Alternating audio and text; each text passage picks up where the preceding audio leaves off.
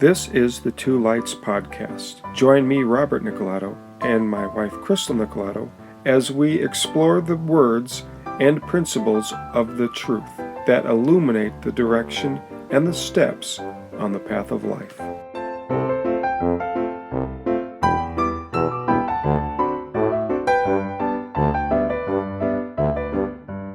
Recently, I've been asking myself some questions about the idea of meaning and purpose.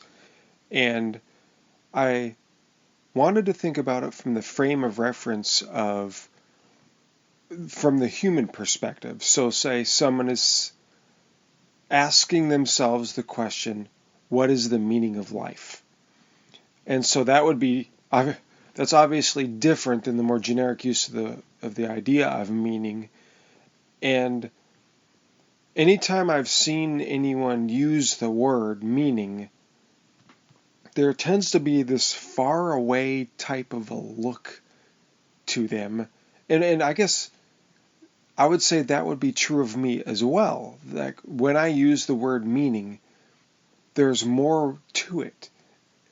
It has the same feeling that we use the word meaning for when defining a particular word. What's the meaning of the word? A word. There was a friend that I had in college who was from the Dominican Republic, and he very often would ask me about an English word, and he would ask, what does this mean?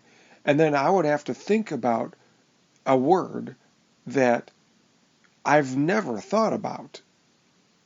And it would I can't remember of a specific case, but I just remember being shocked at how simple a question and how simple a word it was. It wasn't a complicated word.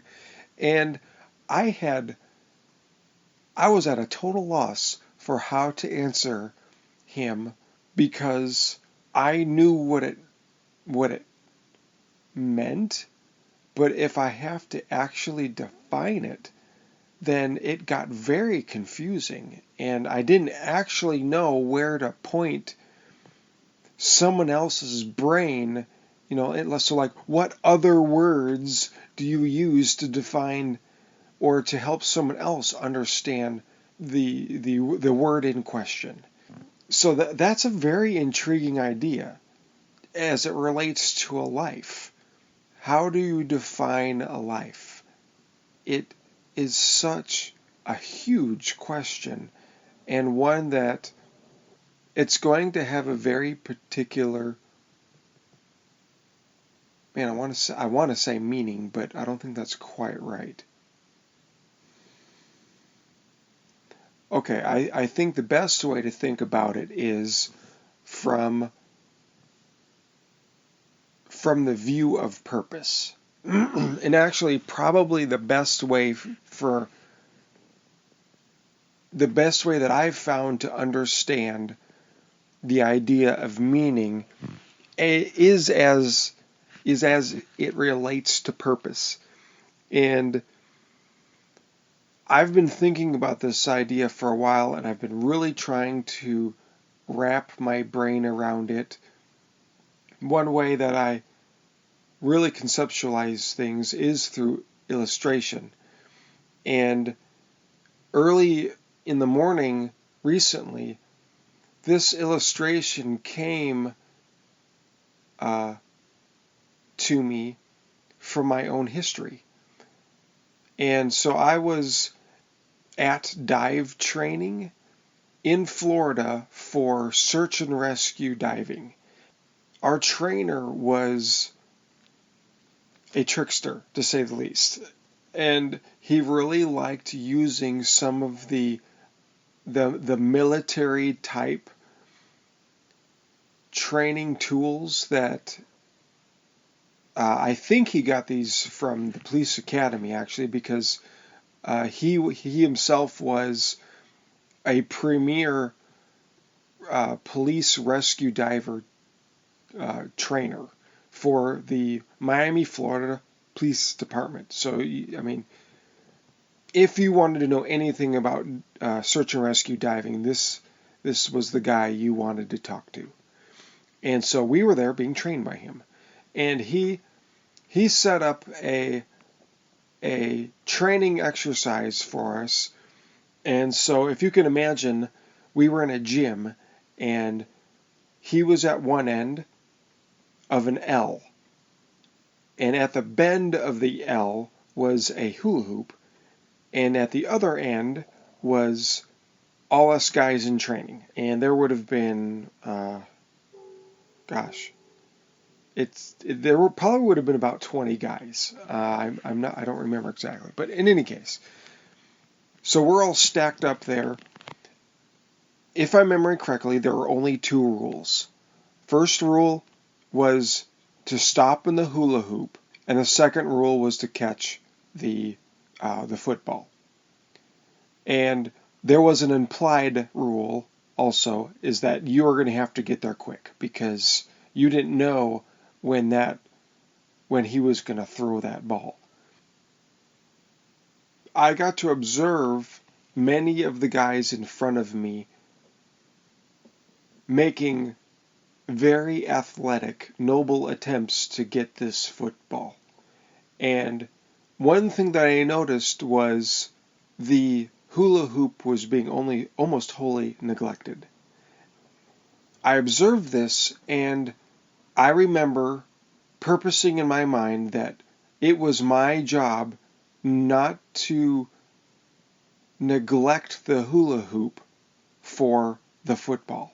And so when it came to my turn, I ran to the hula hoop, and if you've ever tried to stop in a hula hoop when you're at a run, it is something that you do on purpose. It's very difficult to stop in a particular ring like that, and especially because if you stepped on top of the hula hoop, man, you're going down.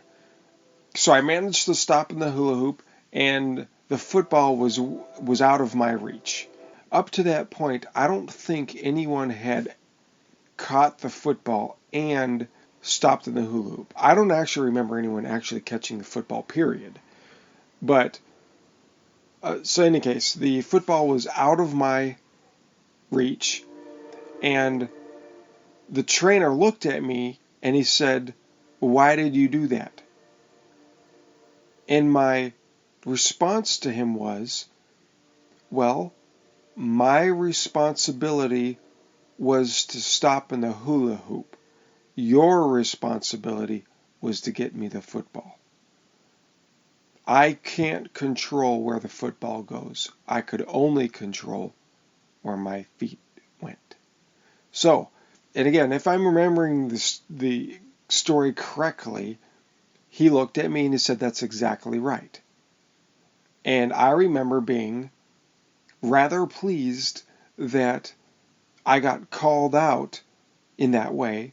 I remember all the guys in line kind of looking at each other like, oh yeah, there was so much meaning in that for me to be at one with the illustration and with the teacher. And this is where the idea of purpose and meaning comes in. The purpose was set by the trainer. He set the rules. There was an intent in the exercise.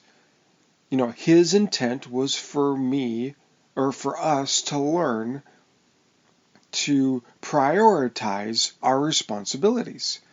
And I caught on to what the purpose of the game was, and so then once I was able to put my actions in step with the purpose of the trainer, that's when the meaning of the game came out for all of us.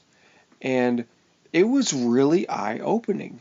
I don't see this being any different than the way we are to organize our lives. It is part of our built-in need to be a part of something that has purpose, and because it has purpose, is therefore meaningful. So I'm here with my wife, Crystal, and we are discussing the Gast illustration. And what are your thoughts on it? Well, I was thinking about it because I was thinking about it in reference to the will of God and how the Bible talks about the will of God, because just 2 days ago in my journal, I wrote an entry about the will of God. So I thought that was really cool that you said we were going to talk about that today, because I already had been thinking about it, about meaning and the will of God. Right. And things like that. And I had written about my thoughts from Jeremiah chapters 43 through 45. And what I had written in my journal is just a 2-sentence type journal where you just write an excerpt from your day. Right, so just a snippet. Yeah. Each day. Yeah. And I wrote, "No plan of mine will succeed outside of the Lord's will. The Lord's will is the safest place to be. The Bible outlines in general what the Lord's will is for family, marriage, etc. Obey the Lord's will." Right. So I was thinking about that because in times in my life of distress and confusion, Yeah. life starts becoming rote in nature, and you're really relying on habits you have and general principles you've outlined to function, because your emotional state may be lacking. Uh-huh. And so rote behavior is what I go to when I don't feel like I can depend on my emotions or my motivation. Right. And so I was thinking, well, how do I define rote behavior? Well, I define it as the general principles in the Bible about God's will. Uh-huh. And so there's God's will specifically in certain circumstances. Right. But then there's God's will in general, which I can always rely on if I don't know what His will is for a specific circumstance. I do know what it is in general in every area of my life. Right. Right. And so as it relates to the illustration, and actually I've found this to be in my life as I've understood the will of the Lord, and actually more often when I have not understood the will of God, to seek the will of God and to not know what it is can be paralyzing. So, you know what I mean by that? So I'm trying to fulfill the word, the will of God in a specific circumstance. Exactly.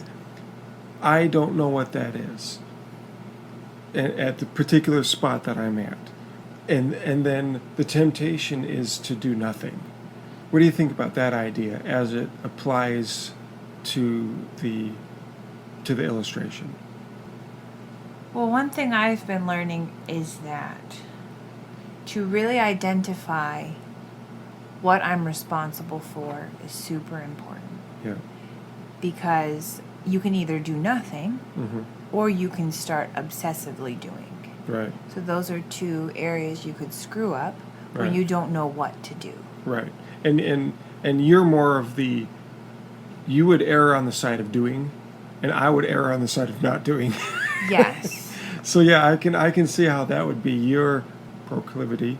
And so if we use the hula hoop idea again, if we go back to that idea, and this is actually one of my favorite commentators uses the word sphere. So your sphere of influence. And so rather than calling it a hula hoop this whole time, we'll call it let's maybe call it our sphere of responsibility.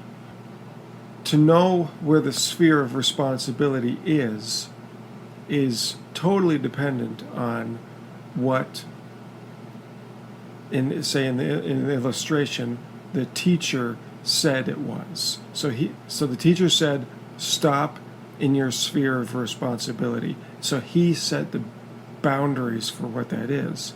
And so to be outside of that sphere is to be outside of his will.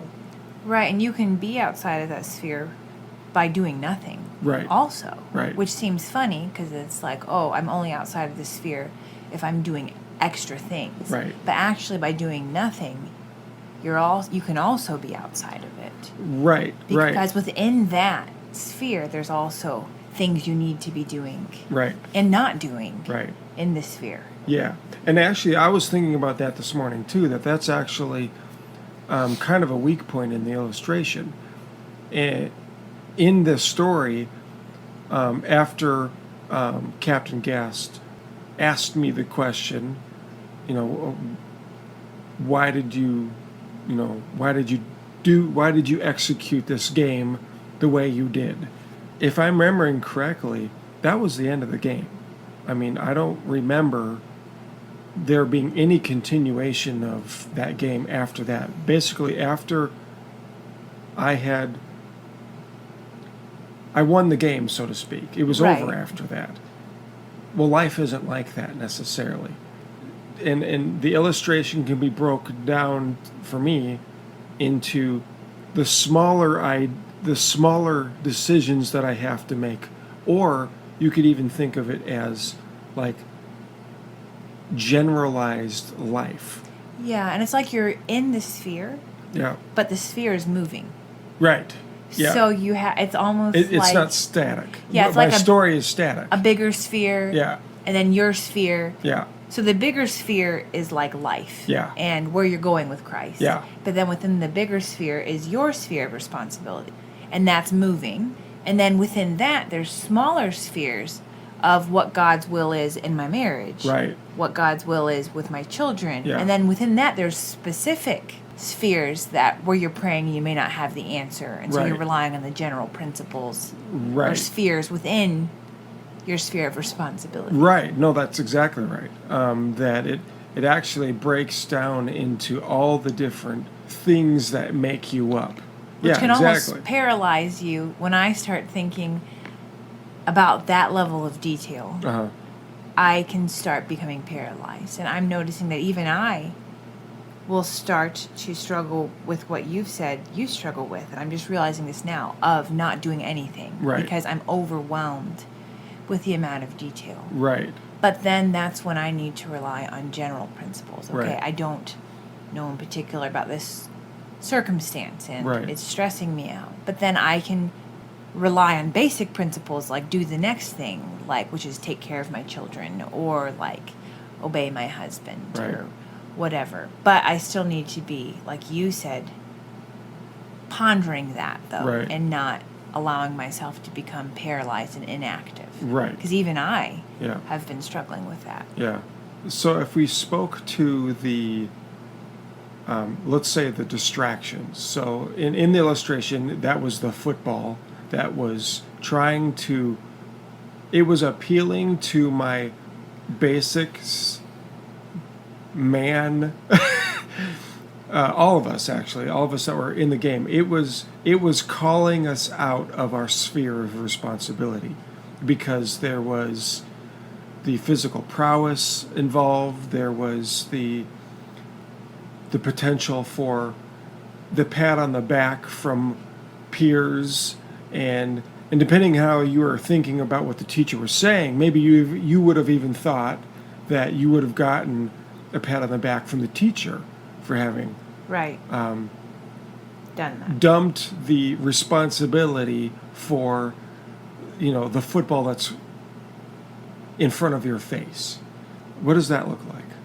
Well, this is actually, ironically, or maybe not ironically, this is exactly what I'm learning right now at this stage of my life, because I'm realizing that I have up until this point, up until having my fourth child and recently just struggling with really severe anxiety and depression to the point where it's absolutely paralyzing. I have been taking on more than I'm able because I've thought that God requires it of me, and I've thought it's good. Mm-hmm. And it is good, right? It's good to want to do godly things. It's good to have godly ambitions. So the football flying by you isn't necessarily bad, like you're saying. It can be good things on the outset. but are they for me? Right. And what's my motivation even in doing that? Because if I sacrifice my sphere of responsibility, for me, that's like the energy that requires for me to take care of multiple children. Yeah. And to take care of myself. Yeah. And to be making sure my own health is in check. Yeah. If I'm sacrificing that to catch these footballs that I think are quote unquote good or godly or necessary, that's not right, because I'm dropping my primary responsibility. Mm-hmm. And so it may not look as glamorous, right? I'm not catching all these footballs people can see. I'm living within my sphere of responsibility that people may or may not see. Right. As well as me catching all these things. Because Right. I'd like to be like people, to be like, oh wow, look, she's doing an amazing job of Right. having all these kids and keeping her house nice and doing all these things. Because I feel like it's my duty to be appearing that way. But what I've been realizing lately is everyone has a breaking point where they are trying to catch footballs and dropping their sphere of responsibility. Yeah. And it will happen to some people quicker than others, to some people later, but it will happen. And so for me, I've just been refocusing on what is my sphere of responsibility, Uh-huh. and really wanting to press into that. Right. That is thoughtful and wise. Right. It's not as fun, it's not as glamorous, and it doesn't feed my pride as much, Mm-hmm. But it's wise. Right. The other thing is foolish. Right. And I was reading yesterday, I think it was a quote by Charles Spurgeon. I think I'll have to double check this, but it was saying, anything that I consider important that doesn't basically feed into the responsibilities I already have is actually basically it doesn't fit with my life. Right. You know what I mean? So anything I think is important that's not feeding back into the things that are actually important, Right. it doesn't fit Right. in my life Right. at that moment. So Yeah, and that's where the illustration kind of calls out the meaning aspect of what. And so what I heard you say was that maybe these things are not glamorous because other people can't see them, but if you look at who it is that we're trying to please yes. in the sphere of responsibility, in the illustration, the teacher who set the rules of the whole game and who created the game, Right. and is actually who we're trying to please. Right. And in fulfilling all the rules to the game, the teacher if you can say this, glorified me. Right. He said, you Right. did it exactly right. And everybody else that's in line is looking at me and they're like, And that's completely yeah. biblical. yeah, Like how God, says, well done, yeah, my faithful servant, because Yeah. you were faithful with a little. right, Right. So I'm noticing, okay, I have really bad anxiety and depression, Yeah. but I'm able to function right now. So it's Right. like all my energy's going to doing a good job at home. Yeah. Well, that means I'm not leaving my house or Right. having people over often. Right. So no one can see me doing good. right. So I'm like, wow, this is boring. You know what I'm saying? Yeah, I'm like, this is boring. Right. I'm only living unto God right now. right. I'm like, is that it? Yeah. But it's like, oh, bummer. Right. I'm doing my life well. Wow. Yeah. I shouldn't be displeased with that. That's So, you horrible. That's terrible. Right. I'm only pleasing the God of the universe. right. So I'm learning to be less of a man pleaser, which is a necessary thing for me to learn. Right. It's just taken me a long time to figure out that I have limitations. But like you're saying, even my limitations, in a sense, have been set by the teacher, Yeah. right? Yeah. Like my own boundaries are my own limitations Yeah. set by the teacher. Even Yeah. if there are things I want to improve, like, well, I'd like to have more energy, so I would like to fix my health more to optimize my energy. Right. At this moment, today, on July 11th, I have limitations. Right. And yeah. Physical, emotional. Yes. You have time constraints. Yes. And it's like, Yeah. were those all God's will? Was it God's will for me to have these emotional limitations because of trauma and issues? I That's a complicated thought, and I'm Right. not totally sure. But I can say today, though, what the Bible says in 1 Peter, that I have everything I need for life and godliness today. Right. Yeah. So these limitations do not actually limit my ability to obey if I'm going to obey. Right. Right. So how do we stay alert then to... So if we were to... What are some principles, I guess, that have helped you stay alert to where your responsibilities lie? And how do you...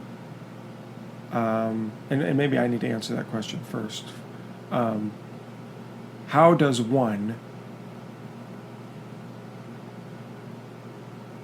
take that sphere of responsibility and localize it to where, okay, this is actually something I can use?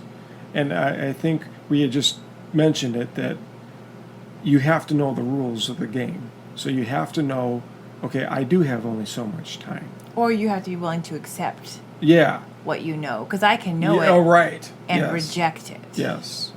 Yep. Right. I'm going to pretend like I can Yes. do this, and then immediately you're stepping out of your responsibility. Yeah. Because surely there's more to life than this. Right. Or surely I am more powerful than I think I am. Right. Right. Yeah. Okay. So for me, let's talk about, first of all, then, like time. I know that I want to spend time learning, and in order for me to do that, I have to what? Make time. I'm actually not making time. Yes, I was just reading this in a book. Buying back. Yes. And actually what the Bible says in Ephesians, it says that you're redeeming the time. Yes. Because the day is evil. I mean, it's going. Right, and so if you It's are actually not your enemy. fighting against that to redeem it. Yeah. Right, it's like staying static Yeah. actually sets you back. Yeah. Right, it's being super intentional in 24 hours.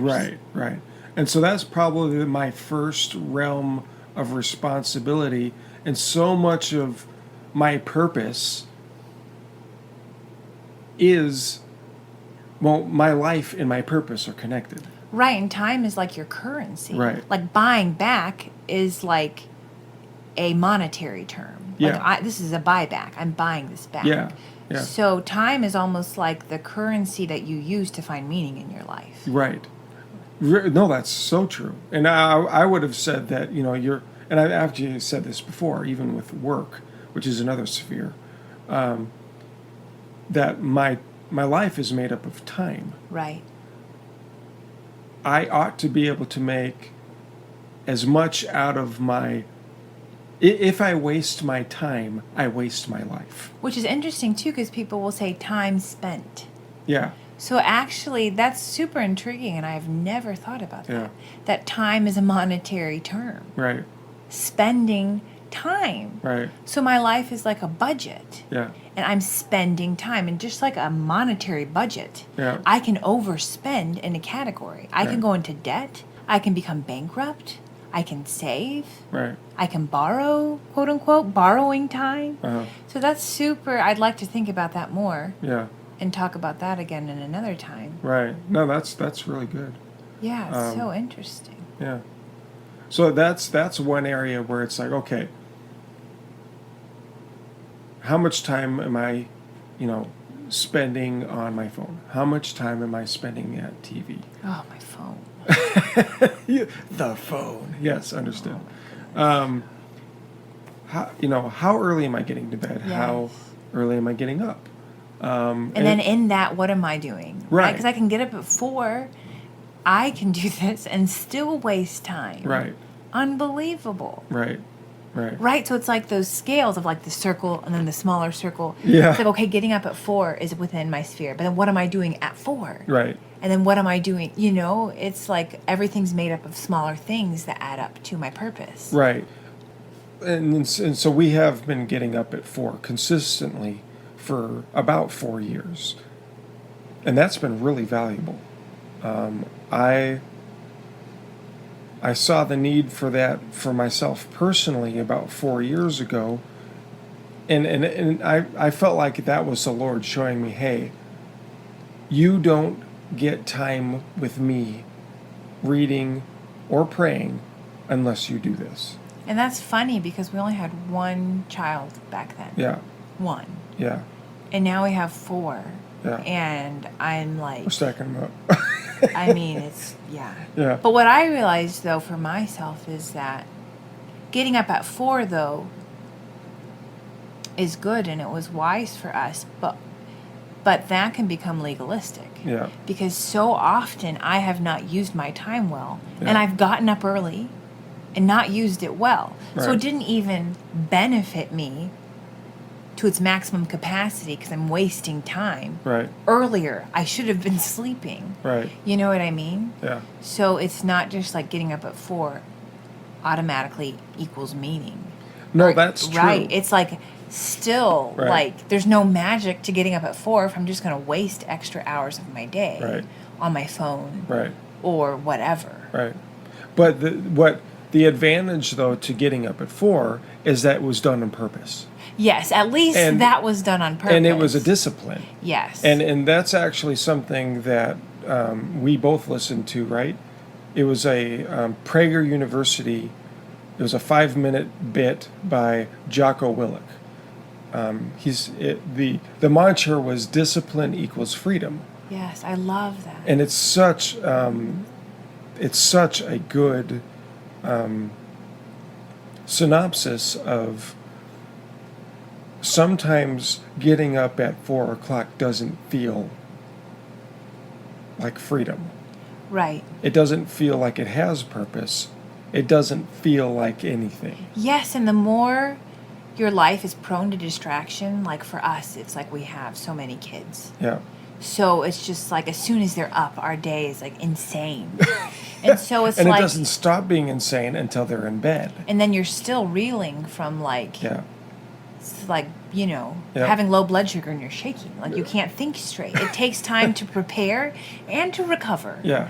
So the more hectic your life is, the more disciplined it needs to be. Right. And that feels like less freedom because it almost, I can look at it almost as like prison. Right. Like my day is so quote unquote disciplined. Like for these 5 minutes, I'm really going to focus on this. Right. And for these next 20, I'm really going to do this. And it feels like, oh my goodness, Right. like my life is a chokehold. Right. Like I can't get out of the schedule or it's going to Right. fall apart. Right. But that's not actually true. Right. It's just my perception of what freedom is. Right. Right. So I think that's one sphere that I think, not that we've mastered it by any means, and like you were saying, there's times where we are falling short of our own, we miss the mark. And I meant more me, not you. You're better at managing your time when you wake up than I am sometimes. I mean, for me. Right. Well, I guess it's something we're both learning together, and I know that you voluntarily picked that up later than I did, because it wasn't about you at that time. It was about me. It was about me and God and me obeying God, Right. and He was saying, "You need this." Right. And So I that just was a wanted pretty to do low what you're time doing. for me, actually. And the Lord was saying, "Hey, this is going to be a tool that you need in order to keep the footballs from getting your attention." Right. You know, and Right, because it's almost like training yourself yeah, to not jump for footballs. yeah, yeah. And so you're staying alert. Right, because you can't keep one thought. It's like, oh, I'm just going to keep the footballs from flying past me. Right. And then I won't be tempted. I'm going to just block out the footballs, and then I won't even have to train myself to not jump for them. Right. Which is where I would go, Uh, just because it's easy Right. and immature. And Right. I struggle with that, you Yeah. know. But it's like, no, they're going to keep coming.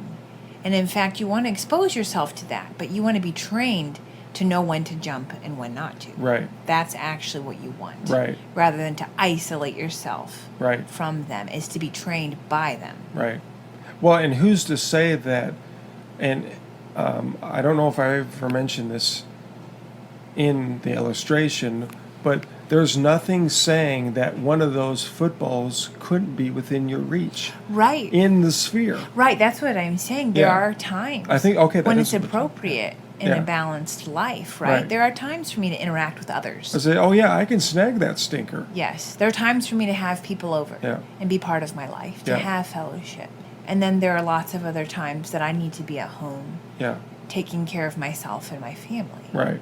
So to know when's appropriate, to have that hard conversation with someone that's going to take a lot of my emotional energy. Right.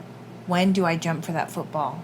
And when do I let it go? Because the football may be screaming at me, going past. And I may feel every urge in me to jump for it, because it bothers me.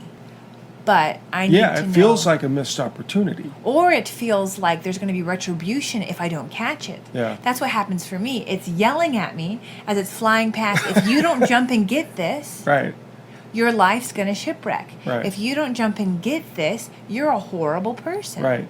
You're bad. It's flashier than just standing there in your sphere of responsibility. Yes. And it tempts me. You won't be good enough if you don't jump. And get this. Other people will think something negative about you if you don't jump and get this. You must jump and get this. Your life depends on it. Yeah, it's a pseudo meaning. Yes, and so for me, counterfeit meaning. I have to really retrain my brain that those things are not where my meaning lies primarily. Yeah. No, I think that's everybody. And I think that's where the illustration was so powerful to me when it came to mind.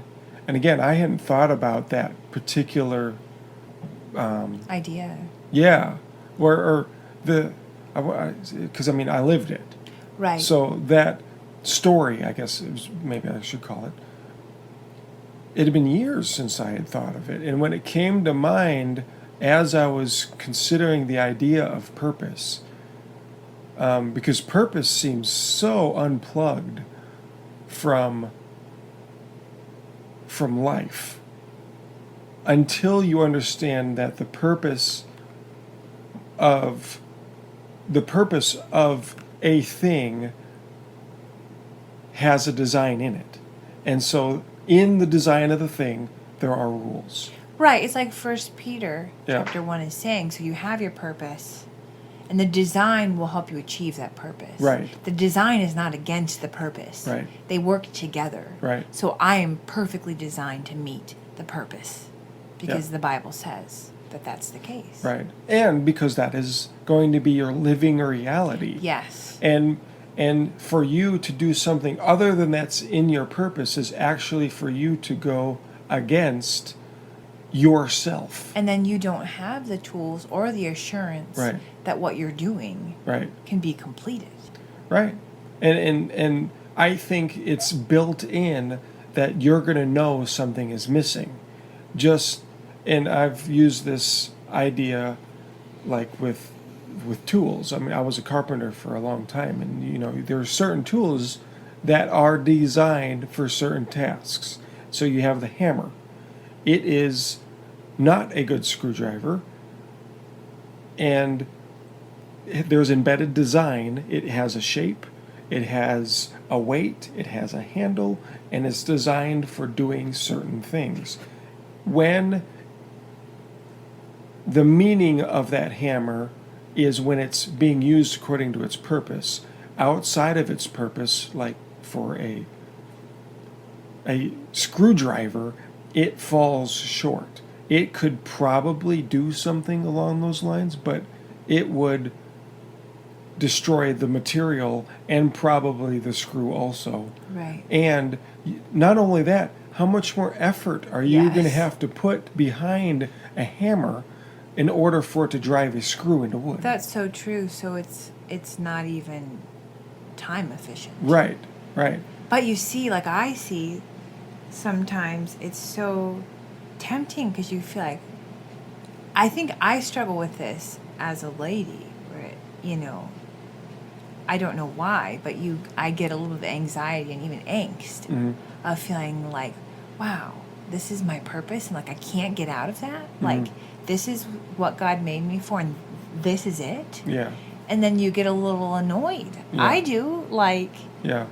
well, I just feel, I almost feels like a yoke on oxen, you know, to make them go straight. It feels almost overbearing. Yeah. Like, wow, somebody else gets to make that finite call on my life. Somebody else meaning God. Right. But like you're saying, though, but if I'm wise, if I want to be time efficient, Yeah. submitting to that is the best thing. Yeah. It's just to the world, it looks like weakness. Yeah. It looks like, it doesn't look like freedom. It looks like bondage. Yeah. Or craziness. Like who does that to themselves? Who gets up at 4:00 and does that? Yes. And not like 4:00 necessarily is the magic number, like what you were saying. It just, who disciplines himself in that way? Right. Well, if I want to have 2 hours of solid time to think, to pray, to read, there's no other way. There is no other way. Especially now. Yeah. Like before 4 kids, I thought there may be another way. Right. There's no other way. There's no other way. Yeah. Like I can't fit 3 seconds together in a day. Yeah. If I'm being intentional about every activity I'm doing. Yeah. And here we are, 30 minutes discussing this topic, and that's wonderful, you know? And the only reason that we are able to do this right now is because of 4:00. Right. And and I was always getting up at 5. Yeah. But now I'm getting up at 4. Yeah. Yeah. Actually, because you've always gotten up at 5. Yeah. And I'm sorry, you've always gotten up at 4. Yeah. And this is the first time I'm ever getting up at 4 also, because I've been getting up at 5. Right. But now I'm realizing, like, I have to get up at 4 now to get the things done I need. Well, and I would say that the Lord has grown your sphere, because I don't know a year ago if you would have been able to do a 4:00 wake up. Necessity really motivates me. Yeah. I'd like to be motivated before necessity. Like, oh, I see that's wise. I should do that. Yeah. I would really like to be like that. Yeah. And maybe someday I can improve. But I am motivated by necessity almost entirely alone. So it's like, I have to get up at 4. But you do always tell me, though, I don't have to. You do remind me that I'm still making a choice. Right. Because I always feel like, oh, I have to. And you always tell me, no, you don't. Yeah. Which I don't understand. Because I'm like, it feels like I have to. Yeah. But necessity really motivates me. Right. So now I'm realizing, like, wow, I have these 4 kids. In a day, there is no time to be sitting down and thinking. 4:00 it is. Yeah. And then I do it because I understand it's necessary. Yeah. Yeah. All right. Well, hey, that's great, and I can't think of a better place to stop. All right. Until next time.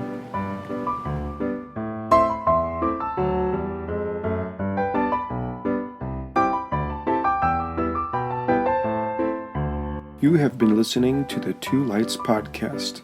If you enjoyed this podcast, please give us a 5-star rating.